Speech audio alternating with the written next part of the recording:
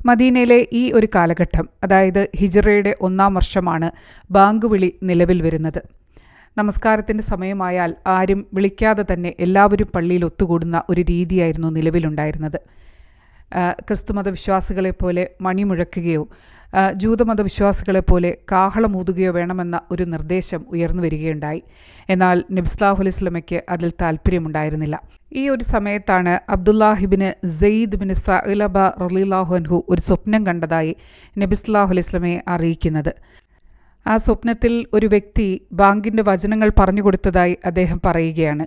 നബി സല്ലല്ലാഹു അലൈഹി വസല്ലമയുടെ നിർദ്ദേശപ്രകാരം അദ്ദേഹം ആ വാക്യങ്ങൾ ബിലാൽ റളിയല്ലാഹു അൻഹുവിന് പറഞ്ഞു കൊടുക്കുകയും ബിലാൽ റളിയല്ലാഹു അൻഹു അത് ഉറക്കെ വിളിച്ചു പറയുകയും ചെയ്യുകയാണ്.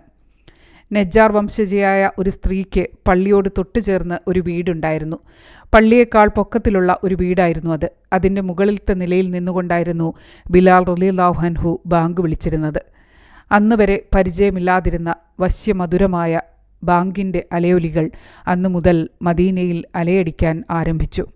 അന്ന് തൊട്ടിന്നോളം അത് ഉയർന്നു കേൾക്കുന്നു. അവിടെ മാത്രമല്ല, ലോകത്തിൻ്റെ ഏതൊക്കെ ഭാഗത്ത് മുസ്ലിങ്ങളുണ്ടോ അവിടെയെല്ലാം 5 നേരവും ഈ ബാങ്കിൻ്റെ അലയൊലികൾ ഉയരുന്നു. അങ്ങനെ യസ്രിബിൽ മുസ്ലിങ്ങൾ നിർഭയരായി തീരുകയാണ്.